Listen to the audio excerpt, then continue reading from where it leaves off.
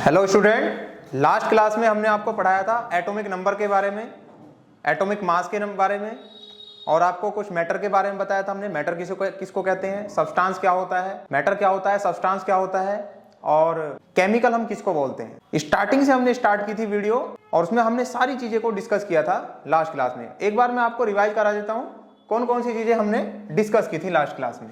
सबसे पहले हमने बात की थी केमिस्ट्री की जनरल डेफिनेशन की। What is the chemistry, chemistry के बारे में हमने पढ़ाया था आपको। इसके बारे में एक बेसिक जानकारी हमने आपको प्रोवाइड की थी। इसके बाद हमने बताया था आपको कि मैटर क्या होता है, मैटर क्या है या सब्सटेंस क्या होता है। इसके बाद हमने डिस्कस किया था एटॉमिक नंबर के बारे में।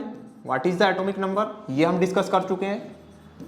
जो बच्चे नए हैं वो हमारी पिछली वीडियो जाकर देख सकते हैं, और इन सभी टॉपिक्स का जो लिंक है हम आपको डिस्क्रिप्शन बॉक्स में दे देंगे, ठीक है। तो वहां से आप इसको जाके पढ़ सकते हैं। एटॉमिक नंबर के बाद हमने आपको बताया था मास नंबर के बारे में हमने डिस्कस किया था। मास नंबर, इसके बारे में हमने बताया था किस तरह से मास नंबर फाइंड करते हैं। और इसके बाद हमने बताया था आपको एटॉमिक मास क्या होता है, एटॉमिक मास, ये हमने डिस्कस किया था। और एक यूनिट हमने डिस्कस की थी AMU, AMU, AMU, atomic mass unit, atomic mass unit. ये सारे टॉपिक्स हमने लास्ट वीडियो में कवर किए थे। इससे पहले आपकी जो वीडियो है, हमने जो वीडियो बनाई हुई है इससे पहले, आप उन वीडियो में जाकर आप इनको देख सकते हैं। इन सभी टॉपिक्स का जो लिंक है वो हम डिस्क्रिप्शन बॉक्स में शेयर कर रहे हैं, तो आप डिस्क्रिप्शन बॉक्स में जाइए और वहां जाकर ये सारी वीडियो आप देख सकते हैं, ठीक है।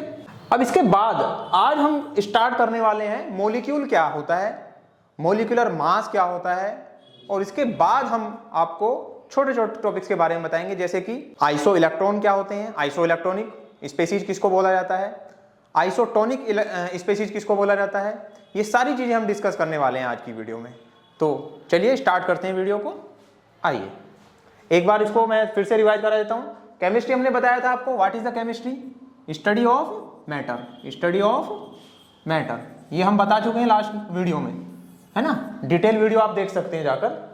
इसके बाद हमने मैटर के बारे में बताया था, मैटर क्या होता है, एनीथिंग, है ना। इसमें दो चीजें होती हैं, एक तो ये क्या करता है, ऑक्यूपाई करता है स्पेस को, occupy space, and has mass, and has मास।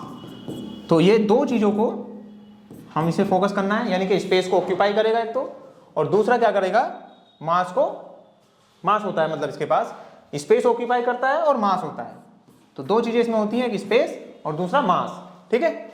इसके बाद हमने एटॉमिक नंबर, एटॉमिक नंबर के बारे में बताया था जेड। जेड क्या होता है, it is equal to the number of proton, number of proton, ये प्रोटॉन के नंबर के इक्वल होगा, ठीक है। इसके बाद हमने मास नंबर की बात की थी। मास नंबर को हमने ए से डिनोट किया था, ये होता है P + n, number of proton and number of neutron, दोनों का सम, दोनों को जोड़कर जो आंसर आएगा उसी को हम मास नंबर बोलते हैं। या इसी का एक दूसरा नाम और हमने आपको पढ़ाया था, जिसको हम बोलते हैं number of nucleon, number of nucleon. ये भी हमने लास्ट वीडियो में डिस्कस किए थे सारी चीजें, ठीक है। इसके बाद हमने एटॉमिक मास को कंसिडर करने के लिए एक यूनिट इंट्रोड्यूस की थी, जिसको हम बोलते हैं एटॉमिक मास यूनिट, है ना। Atomic mass unit 1 AMU, 1 AMU बोल दो इसको, या 1 U, U मीन्स यूनिफाइड मास, यूनिफाइड मास, यूनिफाइड मास। तो यूनिफाइड मास की वैल्यू हमने लिखी थी 1.66 इंटू 10⁻24 ग्राम। तो ये सब बातें हमने लास्ट वीडियो में हम डिस्कस कर चुके हैं, ठीक है गाइज। तो इनका एक वीडियो मैंने बना चुका हूं पहले, इससे पहले इनका एक वीडियो मैंने बना दिया है, तो आप जाकर ये वीडियो देख सकते हैं, और वीडियो का लिंक हम डिस्क्रिप्शन बॉक्स में दे दिया है, ठीक है। तो चलते हैं, स्टार्ट करते हैं आगे। तो गाइज स्टार्ट करते हैं वीडियो को। आज हम पढ़ने वाले हैं मॉलिक्यूल क्या होता है, मॉलिक्यूलर मास क्या होता है, ठीक है। उसके बाद हम पढ़ने वाले हैं आइसो इलेक्ट्रॉनिक स्पीशीज किसको बोला जाता है, आइसोटोनिक स्पीशीज किसको बोला जाता है, आइसोस्टर क्या होता है, ठीक है। ये सारे टॉपिक्स हम कवर करेंगे इस वीडियो में। और इसी वीडियो में हम आपको बताएंगे नंबर ऑफ एटम कैसे फाइंड करते हैं किसी दिए गए सैंपल में, या नंबर ऑफ मॉलिक्यूल कैसे फाइंड करते हैं, दैट इज मोल कॉन्सेप्ट क्या है, what is the mole concept. It is a very very important topic, mole concept. ठीक है, मोल कॉन्सेप्ट के बारे में पढ़ेंगे इस वीडियो में। तो सबसे पहले स्टार्ट करते हैं हम मॉलिक्यूल की बात। मॉलिक्यूल की बात करेंगे पहले। Molecule,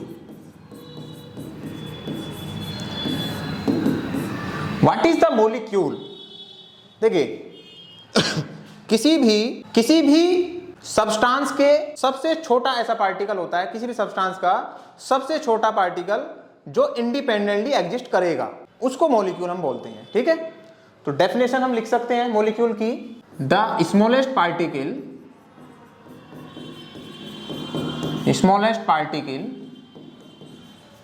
which exist independently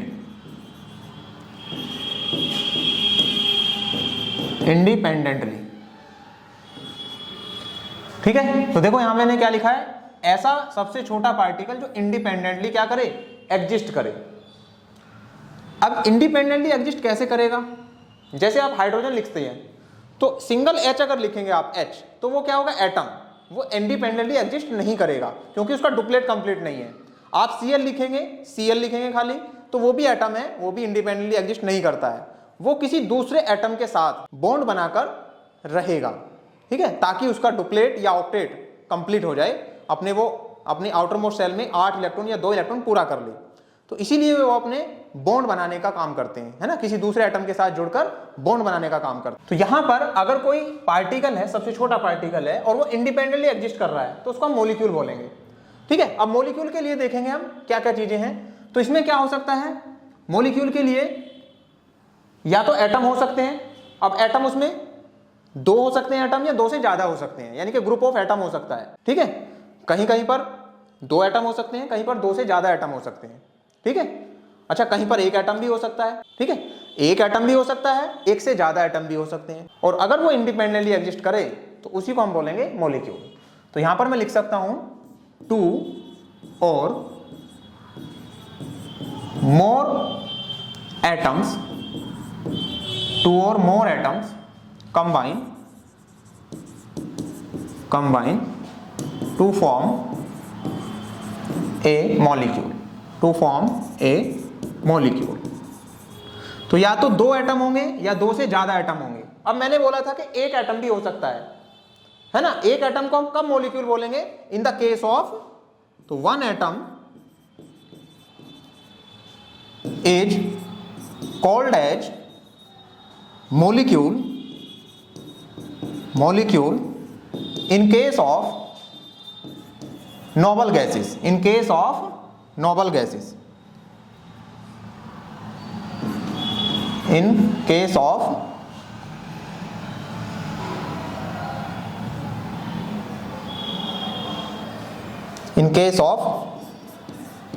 noble gases। तो नोबल गैसेस के केस में एक एटम को ही हम मॉलिक्यूल कह सकते हैं। जैसे हम बात कर रहे हैं हीलियम की, तो ये हीलियम का एटम भी होगा और ये इंडिपेंडेंटली एग्जिस्ट करता है क्योंकि इसका डुप्लेट कंप्लीट है, तो इसीलिए ये हीलियम का मॉलिक्यूल भी है। ठीक है, जैसे कि नियोन की बात करते हैं हम, Ne, ये भी मॉलिक्यूल है, यानी कि नंबर ऑफ एटम्स और नंबर ऑफ मॉलिक्यूल इनमें सेम होते हैं, क्योंकि एटम कम से कम 1 हो सकता है, 1 से कम तो एटम को आप एग्जिस्ट ही नहीं करता ना। लेकिन अगर मैं मॉलिक्यूल की बात करूंगा तो ये मॉलिक्यूल है क्योंकि ये इंडिपेंडेंटली एग्जिस्ट कर रहा है।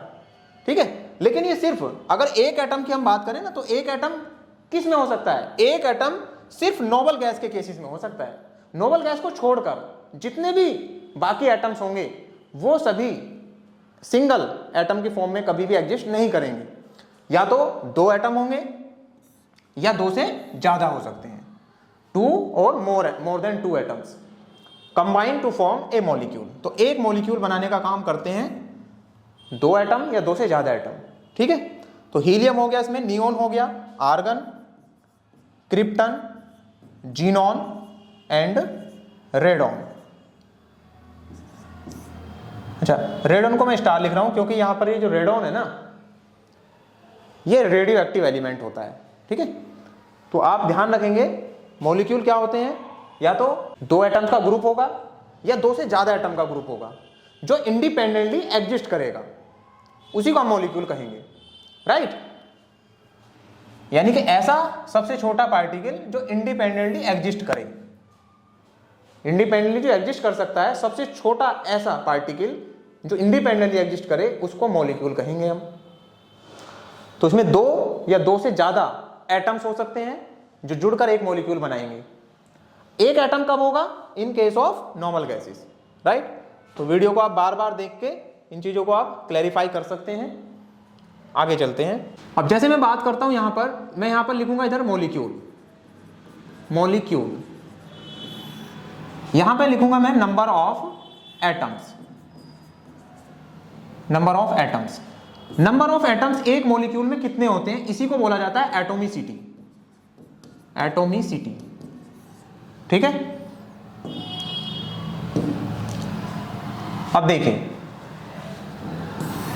एटोमिसिटी की बात करते हैं तो नोट करके आप इस पॉइंट को लिख लेंगे,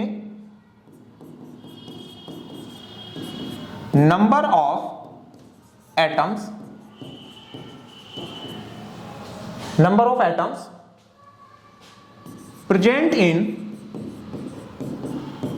वन मॉलिक्यूल, वन मॉलिक्यूल। एक मॉलिक्यूल के अंदर जितने एटम्स होते हैं उस एटम के नंबर को हम एटोमिसिटी बोलते हैं मॉलिक्यूल की। फिर से सुनिए, एक मॉलिक्यूल में नंबर ऑफ एटम जितने होंगे उस एटम के नंबर को एटोमिसिटी बोला जाता है, राइट। देखिए मैंने यहां पे लिखा है number of atoms present in one molecule, है ना, इसी को बोला जाता है, is known as atomicity, atomicity, ठीक है। तो अब मैं इधर लिख रहा हूं यहां पर, तो ये आप कर सकते हो सभी। जैसे कि देखिए मैंने यहां पर मॉलिक्यूल लिखा N2, H2, Cl2, ठीक है। अभी मैं बात कर रहा हूं He, फिर मैं बात करता हूं इसमें HCl की, H2SO4 की, ठीक है। अब मॉलिक्यूल के अंदर सेम टाइप के एटम भी हो सकते हैं, डिफरेंट टाइप के एटम भी हो सकते हैं, राइट। सेम टाइप भी एटम हो सकते हैं और डिफरेंट टाइप एटम भी हो सकते हैं एक मॉलिक्यूल के अंदर। जैसे अभी हमने लिखा यहां पर, देखिए ये नाइट्रोजन का मॉलिक्यूल है, इसको क्या बोलेंगे हम? नाइट्रोजन मॉलिक्यूल, यानी कि गैसियस फॉर्म में पाया जाता है रूम टेम्परेचर पर। तो नाइट्रोजन के मॉलिक्यूल में कितने एटम है, नंबर ऑफ एटम कितने हैं, यानी कि इसकी एटोमिसिटी कितनी है नाइट्रोजन के मॉलिक्यूल की? इसकी एटोमिसिटी होती है 2, because nitrogen molecule has 2 atoms in one molecule, right. Hydrogen में देखिए यहां भी 2 एटोमिसिटी होगी, क्लोरीन में भी 2 एटोमिसिटी होगी, हीलियम में कितना होगा? 1। HCl में देखो एक तो हाइड्रोजन का एटम है और एक क्या है? क्लोरीन का एटम है, तो इसकी एटोमिसिटी भी कितनी होगी? 2 होगी एटोमिसिटी इसकी भी, ठीक है।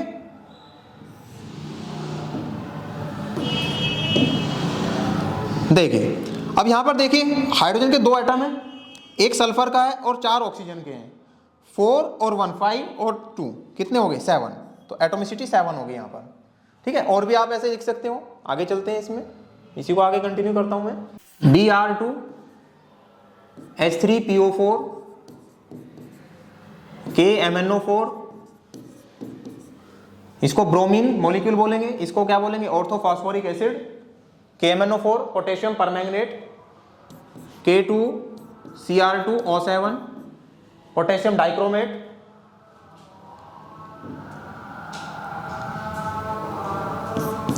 HBr hydrogen bromide, NaOH caustic soda, इसी को बोला जाता है कास्टिक सोडा, कॉमन नेम है इसका कास्टिक सोडा, और इसका केमिकल नेम होता है सोडियम हाइड्रोक्साइड। BaOH का होल ट्वाइस, इसको बोलते हैं बेरियम हाइड्रोक्साइड। अब देखें यहां पर, ये मैंने इधर लिखे मॉलिक्यूल, मॉलिक्यूल्स, यहां पर मैं लिख रहा हूं atomicity. What is the atomicity? The number of atoms present in one molecule, right. देखेंगे यहां पर ब्रोमीन में कितने एटम्स है? 2, तो एटोमिसिटी 2 होगी इसकी यहां पर। इसमें देखें ऑर्थोफॉस्फोरिक एसिड में 3 हाइड्रोजन के एटम है, एक फास्फोरस का और 4 किसके हैं? ऑक्सीजन के। तो 4 और 1 5 और 3 8, तो एटोमिसिटी होगी 8। KMNO4 में देखेंगे 1 और 1 2 एंड 4, तो कितना हो गया? 6। 2 + 2 4 और 7 कितना हो गया? 11, ठीक है। 7 2 9 तो 11, ठीक है। हाइड्रोजन ब्रोमाइड 1 and 1 कितना हो गया 2। NaOH में देखिए एक सोडियम का एटम है, एक ऑक्सीजन का है और एक हाइड्रोजन का है, तो एटमिसिटी कितनी होगी इसकी 3। बेरियम हाइड्रोक्साइड में देखें ऑक्सीजन के कितने एटम है 2 एटम है, हाइड्रोजन के कितने एटम है 2 एटम है, तो कितने हो गए 4 और एक बेरियम का है, तो 2 + 2 4 and 1 5, तो ये एटोमिसिटी होगी 5। ठीक है, अब यहां ये सिखाना इसलिए जरूरी है, जब आप मोल कॉन्सेप्ट के क्वेश्चन करोगे, आप मोल कॉन्सेप्ट के जब भी आप क्वेश्चन करोगे तो वहां पे क्वेश्चन आते हैं कि find the number of atoms.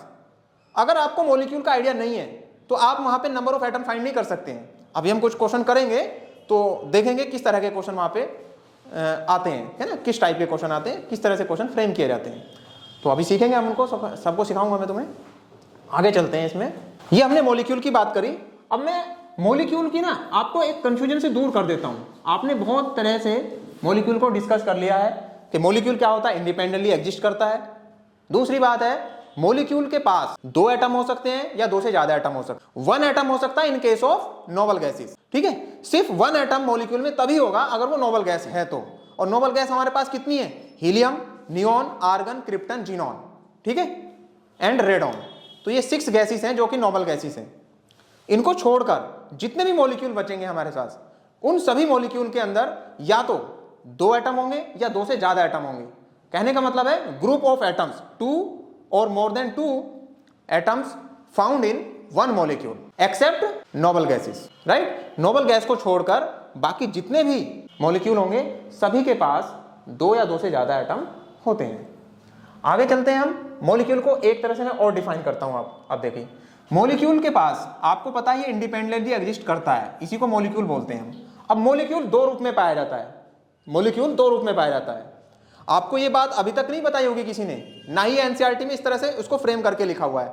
Confusion बच्चे बहुत सारा उनमें क्रिएट हो जाता है कंफ्यूजन कि मॉलिक्यूल हम बोलें किसको। अभी आपने देखा था, मैंने कुछ क्वेश्चन में यहां लिखे थे, जैसे N2 मैंने लिख दिया यहां पर, HCl लिख दिया मैंने यहां पर। अब बच्चा इसको कंपाउंड कहता है और इसको क्या बोलता है, मॉलिक्यूल।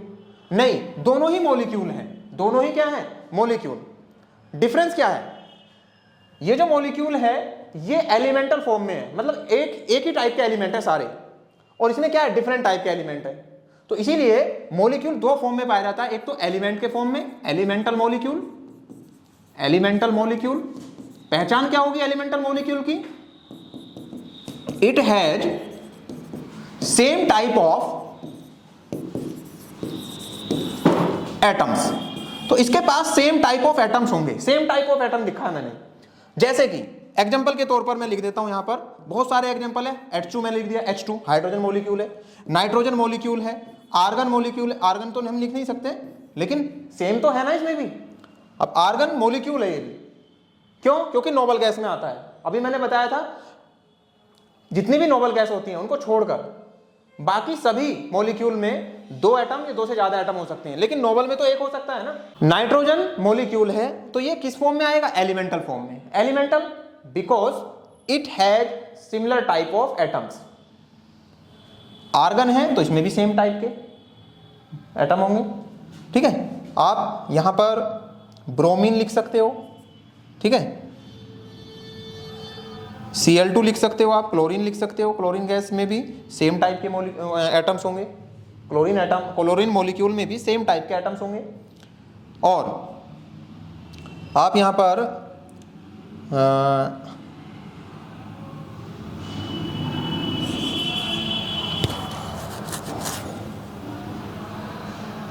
एक मिनट आगे चलते हैं, इसमें थोड़ा सा स्पेस यहाँ पे कम रह गया, आगे देखते हैं। देखो इधर, अब बात करते हैं हम दूसरे मॉलिक्यूल की, इसको बोलते हैं हम molecule of compound. Molecule of compound, molecule of compound. अब देखिए यहां पर ये वर्ड आ गया कंपाउंड। कंपाउंड हम जब बोलते हैं जब डिफरेंट टाइप के एटम्स एक फिक्स रेशियो में जुड़ जाते हैं, उसको कंपाउंड कहते हैं, ठीक है। तो पहले तो मैं कंपाउंड की आपको डेफिनेशन बताऊंगा और फिर ये डिस्कस करूंगा मैं यहां पर, ठीक है। देखिए सबसे पहले मैं कंपाउंड की बात करता हूं, कंफ्यूज नहीं होना है बिल्कुल भी। कंपाउंड, ध्यान से सुनेंगे सभी, कॉपी पेन लेके बैठे हैं उसको लिख लें। कंपाउंड क्या होता है, जब दो डिफरेंट टाइप के एटम्स एक साथ अपना डुप्लेट या ऑक्टेट कंप्लीट करने के लिए जुड़ जाते हैं और उनका एक फिक्स रेशियो हो जाता है, तो उसको कंपाउंड कहते हैं। फिर से सुनिए, व्हेन टू और more then two types of atoms combine in a fix ratio is called compound, right. तो यहां पर देखें, कंपाउंड के लिए मैं लिखूंगा यहां पर टू और मोर देन टू टाइप्स। अब देखिए यहां पर मैंने टाइप्स लिखा है, टाइप्स लिखा है मैंने यहां पे टाइप्स सेम टाइप के थे, ये सारे सेम टाइप के।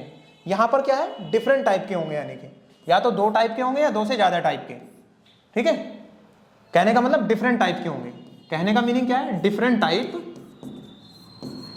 Types of atoms, different types of atoms. तो डिफरेंट टाइप के एटम्स होंगे। अब अगर डिफरेंट टाइप के एटम्स हैं तो वो जुड़ेंगे एक फिक्स रेशियो में, है ना, combine in a fixed ratio. तो फिक्स रेशियो में जुड़ जाते हैं। अब डिफरेंट टाइप के आपने एटम बोल दिया तो इसका मतलब एलिमेंट भी बोल सकते हो आप इनको, किसी किसी बुक में एलिमेंट भी लिखा हुआ है, ठीक है। तो एलिमेंट और एटम एक ही होते हैं, मैंने बताया था तुम्हें लास्ट वीडियो में, एलिमेंट और एटम एक ही होते हैं।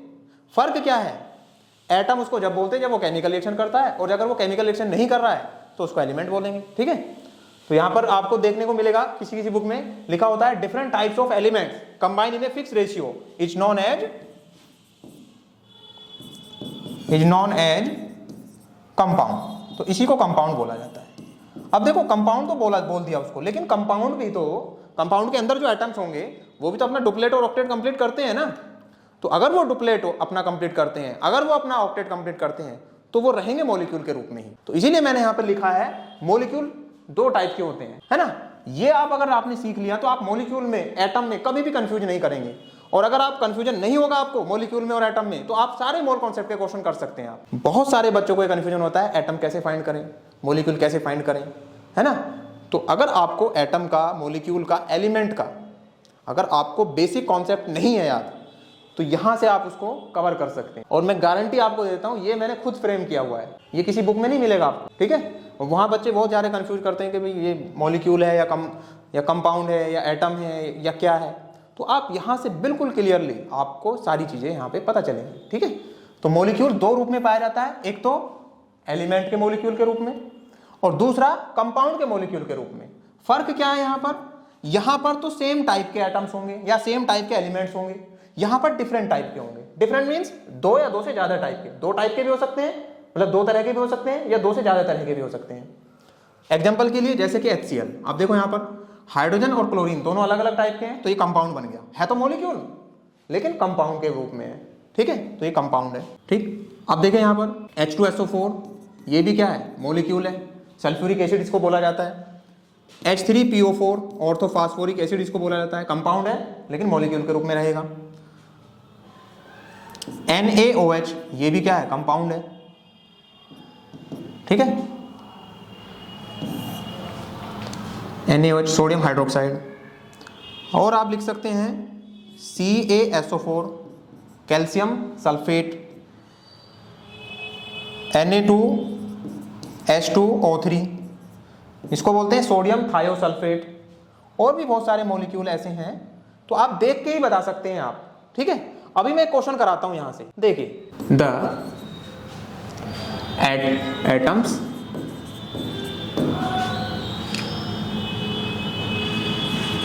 Molecule compound of the following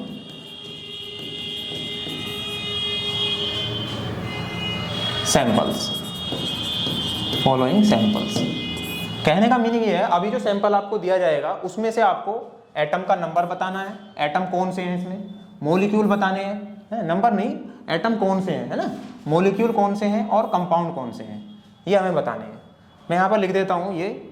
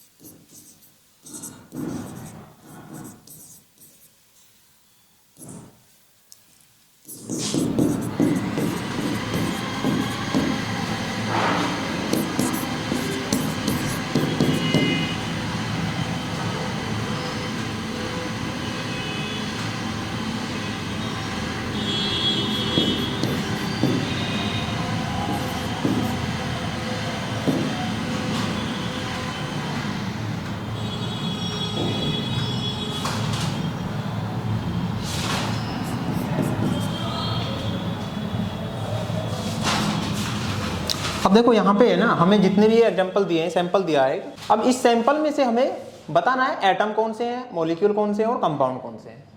ठीक है, इसमें एक वर्ड और लिख लेते हैं, एंड आयंस। आयंस भी हमें बताने हैं इसमें कौन से हैं। अब सबसे पहले तो आपको मैं नोट करके बता देता हूँ आयंस होते क्या हैं। What is the ions?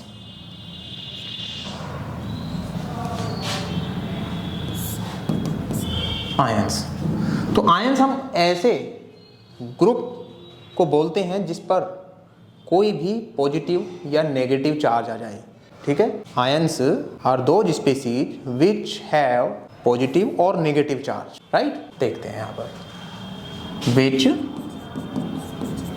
Have positive और negative charge, such species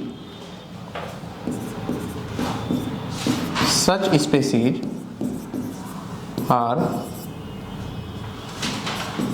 called ions। तो ऐसी स्पेसीज को हम क्या बोलते हैं? आयंस। तो आयंस दो टाइप के हैं, एक पॉजिटिव आयंस है और एक नेगेटिव आयंस है।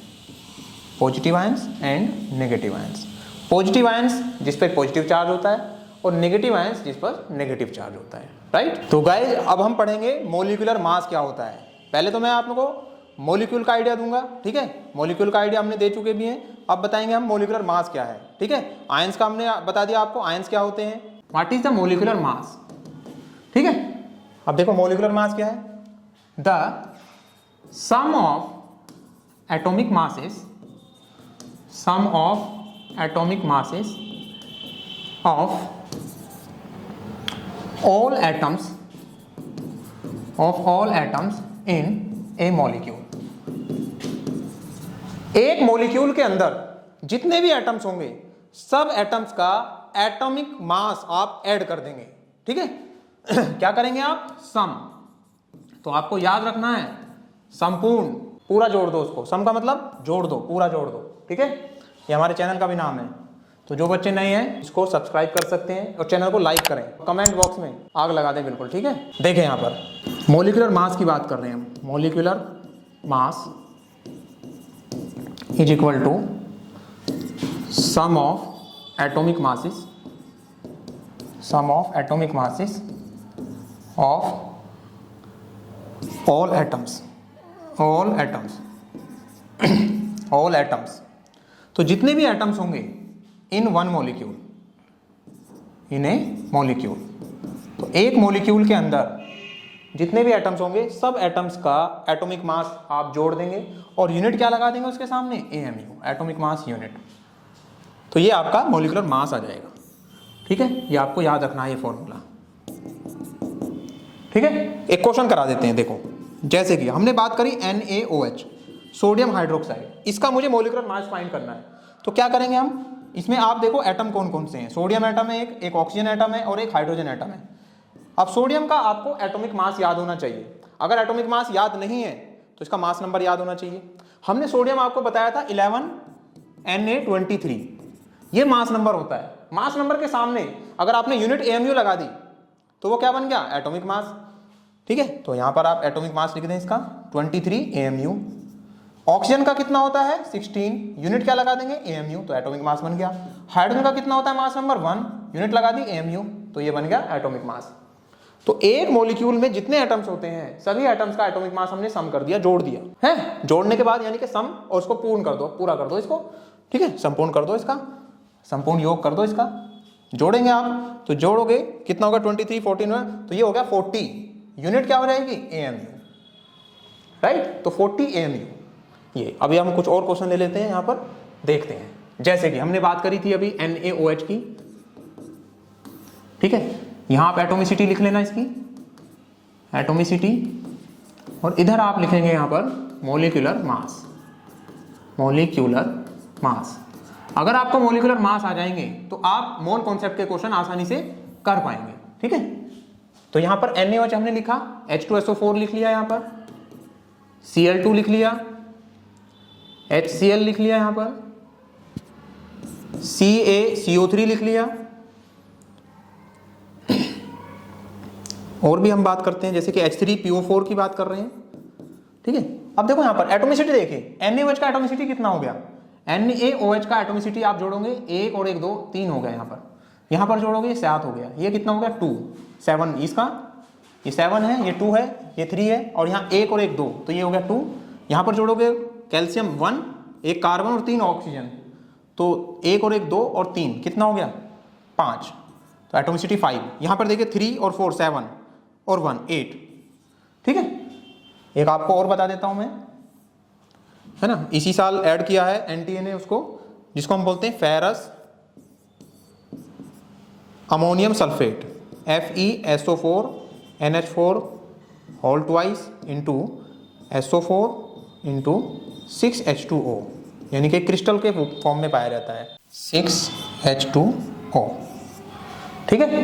तो देखिए यहाँ पर इसके आप एटम्स को काउंट करेंगे तो ये होगा 39, ठीक। अब देखिए यहाँ पर आप, हमें एटॉमिक मास बताना है इनका, है ना। अगर हमें एटॉमिक मास पता चल जाए, उनको सबको जोड़ दो तो हमें मिल जाएगा मॉलिक्यूलर मास। अब ये सारे मॉलिक्यूल हैं, हमें बताना है यहाँ पर मॉलिक्यूलर मास हर एक मॉलिक्यूल के लिए। तो देखो यहाँ पर NaOH के लिए अभी हमने लिखा है, तो कितना आया था इसका आंसर 40, यूनिट क्या लगा देंगे AMU। H2SO4 आप ऐड करें, 2 हाइड्रोजन है 2 AMU, एक सल्फर है 32 AMU, प्लस कर दो दोनों को, 32 + 2 कितना हो गया 34। ऑक्सीजन है, ऑक्सीजन कितना हो गया 16, 16 4 जा 64, ऐड करो 64 32 एंड 2, सबको ऐड करोगे तो कितना होगा 98, ठीक है। ये आपको याद होनी चाहिए, क्योंकि क्वेश्चन पेपर में हमें टाइम बचाना है। याद रहेगा तो आपको कैलकुलेट करने की जरूरत नहीं है, एक बार कर लो, अभी कर लो फिलहाल प्रैक्टिस के लिए, लेकिन बाद में नहीं करना, उसको याद रखेंगे आप। Cl2 के लिए देखेंगे, एक Cl का होता है 35.5, 2 जोड़ोगे तो कितना होगा, 2 को जोड़ोगे तो आप ये आएगा 71, 35.5 बोला है मैंने, ठीक है। तो ये होगा 71, यूनिट क्या लगा देंगे AMU। HCl जोड़ोगे आप 35.5 और 1 कितना हो जाएगा 36.5, यूनिट क्या लगा देंगे AMU, ठीक है। यहां पर देखिए कैल्शियम कितना है 40, कार्बन 12 और ऑक्सीजन कितना है 3 ऑक्सीजन है, ठीक है। 16 3 जा 48, जोड़ो 48 + 12 कितना हो गया 60 और 40 कितना हो गया 100, यूनिट क्या लगा देंगे AMU। यहां पर देखें इसको जोड़ो आप, 3 + फास्फोरस कितना हो 31, ऑक्सीजन कितना होगा 4 ऑक्सीजन को जोड़ोगे आप, 16 4 जा 64, सबको ऐड करेंगे आप तो आंसर आएगा 98, ठीक है, यूनिट लगा देंगे AMU। यहां पर देखो इसको जोड़ो आप, इसको जब आप जोड़ेंगे तो इसका ध्यान रखना है आपको, देखो मैं जोड़ के बता रहा हूं आपको। आयरन कितना होता है 56, ठीक है। यहां सल्फर SO4 यहां भी है, तो एक SO4 का होता है कितना 96, दोनों को जोड़ लेंगे एक साथ, ठीक है। 96 + 96, NH4 का होल ट्वाइस ये होगा 18, नाइट्रोजन कितना होगा 14, हाइड्रोजन 4, ठीक है। तो 18 का डबल करो कितना होगा 36, राइट। और ये यहां पर देखो एक H2O का 18 होता है, 6 है तो 108, ठीक है। सबको जोड़ोगे ना आप तो आंसर आएगा 392, कितना आएगा 392, इसको आप याद रखेंगे 392, तो ये इसका 392 मोहर सॉल्ट का मॉलिक्यूलर मास होगा, राइट। आगे चलते हैं, आपने मॉलिक्यूलर मास सीख लिया है, एटॉमिक मास सीख लिया है, अब हम आपको सिखाएंगे किस तरह से आप नंबर ऑफ मोल फाइंड करते हैं। तो नंबर ऑफ मोल देखिए क्या होता है, नंबर ऑफ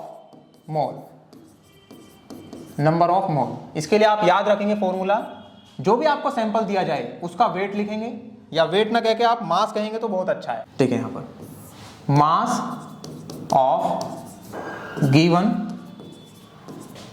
सब्सटेंस, जो भी आपको सब्सटेंस दिया जाएगा उसका आप मास लिखेंगे, और इस मास को आप ग्राम में लिखेंगे। इसको मैं अलग तरीके से बताऊंगा आपको, जब मोल कॉन्सेप्ट पढ़ाऊंगा ना वहां इसको और डिटेल में सिखाऊंगा। फिलहाल के लिए आप इसको इतना सीख लें ताकि आपके क्वेश्चन बनने लगे। और यहां पर आप लिखेंगे नीचे इसका मोलर मास।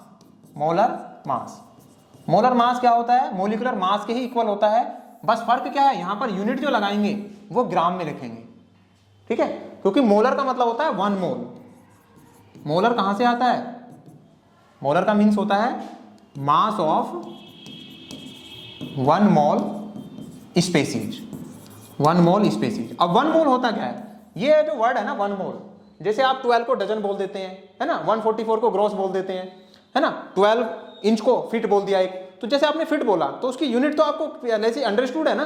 तो यहां पर भी ये जो मोल है ना, ये जो वर्ड आ गया, ये मोल, एक साइंटिस्ट थे एवोगैड्रो, है ना, उन्होंने एक नंबर दिया था 6.022 10 to the power 23। इस नंबर को उन्होंने बोला कि ये नंबर है ना, ये होता है 1 मोल। इसी नंबर को उसने क्या बोल दिया, 1 मोल। ये किसने बताया था, एवोगैड्रो नाम के, एमिडियो एवोगैड्रो नाम था उनका। तो उन्होंने बोला था इस नंबर को 1 मोल। ठीक है, कोई भी नंबर अगर इतना हो तो उसको हम 1 मोल कह सकते हैं। अब ये नंबर एवोगैड्रो ने दिया, इसीलिए इसको एवोगैड्रो नंबर बोला जाता है। तो Na is equal to 1 mole is equal to 6.022 10 to the power 23। तो ये नंबर आप याद रखेंगे। ठीक है, तो आपको ये याद रखना है। आगे चलते हैं। अब मैं आपको कुछ क्वेश्चन बता देता हूं। जैसे कि एक क्वेश्चन है हमारे पास एग्जांपल के लिए, find the number of moles in 100 gram of caustic soda ना, या सोडियम हाइड्रोक्साइड इसको बोल देंगे। अब देखो यहां पे क्वेश्चन क्यों नहीं बनते आपसे, आपको वो क्वेश्चन में नाम देगा सिर्फ, और नाम को तो आपको पता है, सोडियम हाइड्रोक्साइड बोल दिया आपने, सोडियम हाइड्रोक्साइड नाम है क्वेश्चन में, लेकिन आपको फॉर्मूला नहीं देगा वो क्वेश्चन में। अब फॉर्मूला आपको याद होना चाहिए। अगर फॉर्मूला याद नहीं है तो बिना फॉर्मूले के आप मोलर मास नहीं फाइंड कर सकते। पहले तो मॉलिक्यूलर मास फाइंड करना पड़ेगा आपको, और यूनिट एएमयू हटाकर उसकी जगह ग्राम लगा दो आप। मोल कॉन्सेप्ट में इसको मैं डिटेल में सिखाऊंगा सब, एक अलग से मैं पूरा वीडियो बनाऊंगा मोल कॉन्सेप्ट के लिए। ठीक है, वहां पे आपको मोल कॉन्सेप्ट डिटेल में मैं सिखाऊंगा। तो फिलहाल के लिए आप इतना याद रखेंगे। अब इसमें हमें क्या करना है बताइए, नंबर ऑफ मोल फाइंड करना है। तो नंबर ऑफ मोल फाइंड करेंगे। देखो नंबर ऑफ मोल, सबसे पहले आपको देखें मास दिया हुआ है, mass of NaOH, sodium hydroxide या कास्टिक सोडा। ठीक है, इसका हमें मास दे रखा है, कितना मास दिया हुआ है, 100 ग्राम। तो ये 100 ग्राम इसका मास दिया हुआ है। इसके बाद देखें यहां पर मोलिकुलर मास लिखें आप, मोलिकुलर मास, किसका मोलिकुलर मास, NaOH। अभी मैंने आपको बताया था मोलिकुलर मास कितना होता है, 40। टाइम वेस्ट नहीं करेंगे, यूनिट क्या लगाई थी मैंने इसमें, AMU। आप इस AMU को हटाकर सीधा यहां पर मोलर मास जब फाइंड करेंगे, इसका मोलर मास, तो यूनिट क्या कर देंगे, AMU हटा देंगे और उसकी जगह पर लगा देंगे ग्राम। तो ये बन गया मोलर मास।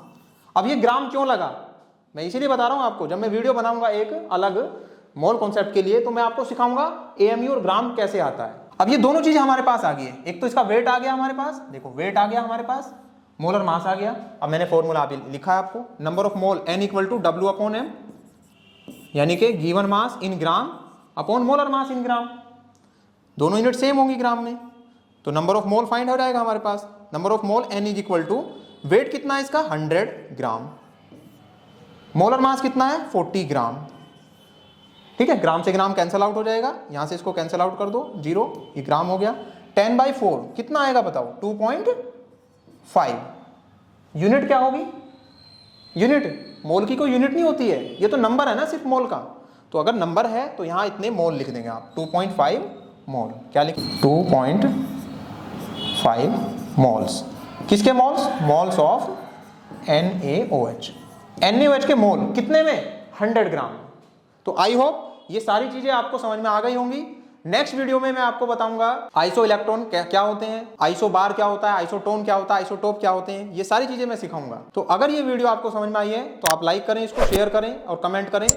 कुछ अगर कमी रही हो तो भी बताएं। Thank you.